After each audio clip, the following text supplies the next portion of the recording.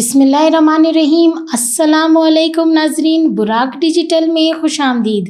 میں ہوں آپ کی میزبان اصبا بلوچ۔ ناظرین، آج کے پروگرام میں ہم امریکہ اور ایران کے مذاکرات میں جو رکاوٹیں آ رہی ہیں اس پر بات کریں گے۔ اس کے علاوہ خطے میں امن و امان کی صورتحال اور فتح 2 میزائل سسٹم کی حالیہ مشق پر بات کریں گے، اور اسی سے ریلیٹڈ کافی اہم موضوعات پر بات کریں گے۔ اور اس وقت اسٹوڈیو میں ہمارے ساتھ موجود ہے محترمہ سلمیٰ خان، تو آئیں انہیں ویلکم کر کے پروگرام کا آغاز کرتے ہیں۔ السلام علیکم سلمیٰ خان۔ وعلیکم السلام۔ براق ڈیجیٹل میں خوش آمدید۔ تھینک یو، شکریہ۔ سلمیٰ خان، آپ یہ بتائیے گا کہ امریکہ اور ایران کے مذاکرات کے حوالے سے مزید کیا اپڈیٹ سامنے آ رہی ہیں، اور وزیر خارجہ اسحاق ڈار اور اقوام متحدہ کے رابطے خطے کے امن کے لیے کس حد تک اہم ہے؟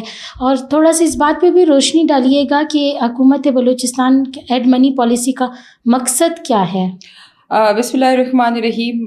بہت ساری اہم پوائنٹس آپ نے اس ٹائم میں مجھ سے پوچھ لی ہیں، اور میں یہی چاہوں گی کہ ہم اپنی بات کو ایک مخفف مفصل نہیں، ایک مختصراً طریقے سے اس طرح سے یہ بات کی جائے کہ ہمارے عوام کے سمجھ میں آ جائے۔ سب سے پہلے تو میں مارکو روبیو کی بات کروں گی، جنہوں نے ایران سے یہ مطالبہ کیا ہے کہ ان کو نیوکلیئر جتنے بھی ہتھیار ہیں ان کو نہ بنانے کی اجازت نہیں دی جائے گی، اور اگر یہ اس نیوکلیئر ویپنس کو بنانے کی کوشش کرتے ہیں تو امریکہ کی طرف سے ایران پہ دباؤ بڑھے گا۔ لیکن یہ سراسر وہ بات ہے کہ ایران بھی اپنا دفاع کا پورا حق رکھتا ہے، اور ایران نیوکلیئر ویپنس بنائے یا پھر اپنی انرجی ریسورسز بڑھائے یا پھر اپنا ہارمز بند کرے یا کھولے، وہ ایران کا رائٹ ہے۔ ایران ان کے ساتھ اس بات پہ آ کے ان 2-3 پوائنٹس پہ آ کے جو ہے وہ امریکہ اور ان کے درمیان میں تھوڑی سی جو بات ہے وہ کشیدگی کی طرف جا رہی ہے۔ ہو سکتا ہے کہ دیکھیں ابھی تک تو جنگ بندی چل رہی ہے، وہ 2 ہفتے کی جنگ بندی آگے بھی اس پہ 4 چکی ہوئی ہیں۔ آپ اس کے دیکھیں کہ سیز فائر ہو چکا ہوا ہے، جنگ بندی ہے، فی الحال امن کی ہوا ہے۔ یہ چیزیں تھوڑی بہت آگے کھنچیں گی، بڑھیں گی، کم ہوں گی، اور اسی طرح سے کسی نہ کسی مقام پہ آ کے انشاءاللہ ان کے درمیان میں کوئی نہ کوئی معاہدہ سائن ہونے والا ہے۔ دوسری طرف اگر ہم دیکھتے ہیں کہ اقوام متحدہ کے جنرل سیکرٹری انتونیو گوتریس کی بھی اسحاق ڈار صاحب کو کال آئی ہے، اور انہوں نے بھی پاکستان کی اس ثالثی کی حمایت کی، اور ٹوٹل حمایت کرتے ہوئے نے کہا کہ پاکستان جو بہترین اقدام اس نے اٹھایا ہے۔ دیکھیں UN کی طرف سے اس طرح کی اسٹیٹمنٹ کا آنا پاکستان کے لیے ایک بہت بڑے مطلب کہہ سکتے ہیں کہ ایک بہت بڑے خوشخبری کی بات ہے کہ UN جو ہے اقوام متحدہ پوری دنیا کی عوام کو، پوری دنیا کے جتنے بھی لوگ ہیں ان کو ریپرزینٹ کرتی ہے۔ آج ان کے جنرل سیکرٹری کی طرف سے اس طرح سے پیغام آنا پاکستان کے لیے خوشائن بات ہے۔ ساتھ ہی آپ نے پوچھا کہ بلوچستان میں ہیڈ منی، ظاہر ہے دہشت گردوں کو پکڑنے کے لیے کچھ تو اٹریکشن دکھانی پڑے گی۔ اگر آپ نے کسی دشمن کو پکڑنا ہے، آپ دیکھیں مطلوب افراد کی لسٹ پہلے سے ہی گورنمنٹ آف بلوچستان کی ویب سائٹ پر ڈلی ہوئی ہے۔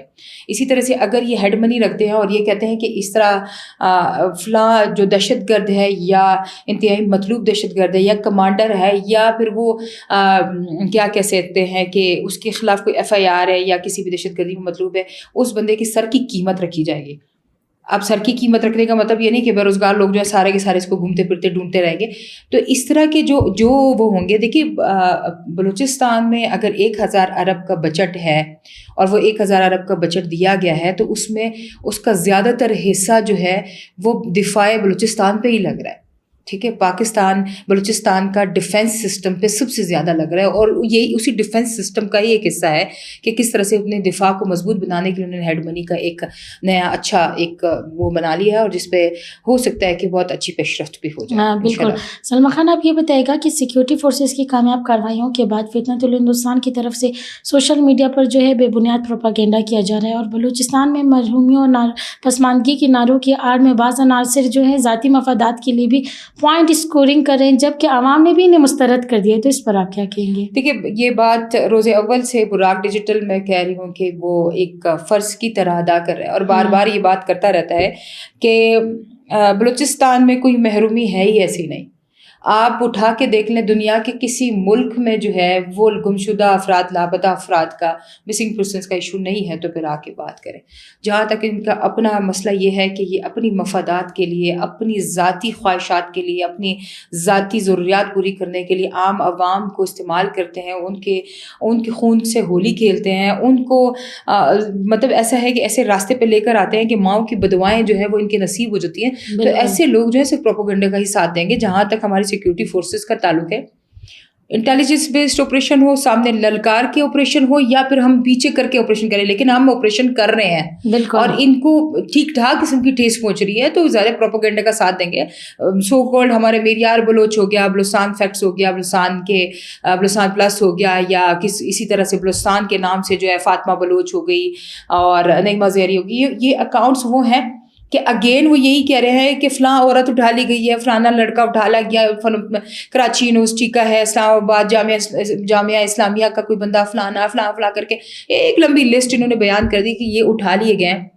दर हकीकत ये वो लोग हैं जिनके खिलाफ कोई ना कोई तो सबूत मौजूद है। बिल्कुल। मौजूदगी के बाद इन लोगों को उठाया गया और उनको कानून के दायरे में रहते हुए उनके खिलाफ कार्रवाई की जाएगी।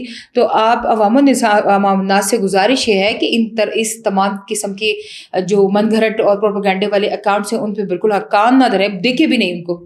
आप जितना उनको देख रहे हैं उनके व्यूज बढ़ रहे हैं, उनको खुशी होती है। बेशक आप नेगेटिव कमेंट करें, लेकिन फिर भी इस तरह से देखें, आप नेगेटिव पॉजिटिव को साइड पे रखें।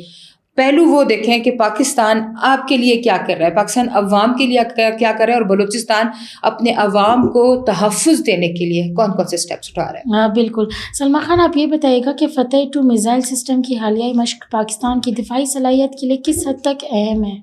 देखिए, पाक आर्मी ने जो है अपने रॉकेट फोर्स कमांड ने फ़तेह 2 सिस्टम की कामयाबी से एक मशक़ की।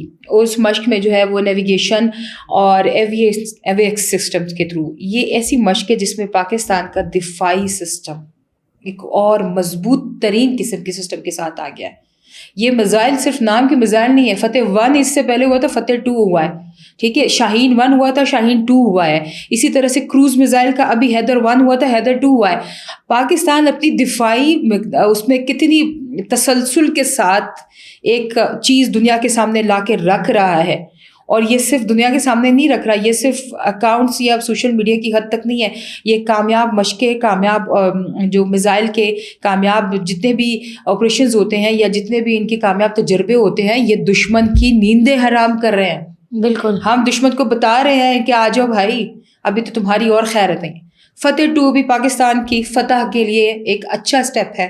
पाकिस्तान के दिफाई सिस्टम को मजबूत बनाने के लिए पाकिस्तान को एक और पेशरफ्त की तरफ लेके जा रहा है, जिसमें मैं मुबारकबाद दूंगी अपने तमाम सिक्योरिटी फोर्सेस को, जिन्होंने आर्मी को, पाकिस्तान नेवी को, पाकिस्तान की तमाम फोर्सेस को, जिन्होंने फ़तेह 2 की ये कामयाब मशक़ की है। हाँ बिल्कुल। सलमा खान, आखिर में आपसे ये जानना चाहूँगी कि इस्लाम में भी जहाद का इख्तियार जो है सिर्फ रियासत को हासिल है, और पैगाम पाकिस्तान के बयानिए में भी काफ़ी उलमा कराम ने मुश्तरका दावा किया है, तो इस हवाले से आपके पास क्या अपडेट्स हैं? देखिए, अपडेट्स तो मतलब आपने पहले शेयर कर दी, लेकिन ये है कि ये तकरीबन 1800 से ज़्यादा के उलमा कराम ने, जिसमें हमारे मुफ्ती तकी उस्मानी साहब के भी दस्तखत हुए हुए हैं, और उस फतवे में ये कहा गया है कि रियासत पाकिस्तान अपने दिफा के लिए किसी भी किस्म से दुश्मन के बयानों को फ़रोग़ नहीं देगा।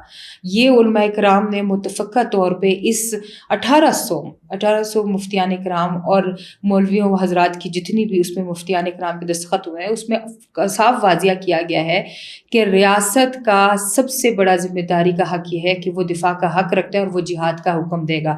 यहाँ पे आके हम फितनल ख़वारिज और फितनल हिंदुस्तान को ललकार के कहते हैं कि अभी आपके ख़िलाफ़ जंग करना पाकिस्तान के रियासती हुकूक के मुताबिक होगा, और पाकिस्तान की रियासत ही आपके ख़िलाफ़ हमें जिहाद करने का हुक्म देती है। बिल्कुल, बहुत शुक्रिया सलमा खान आपका वक्त देने के लिए।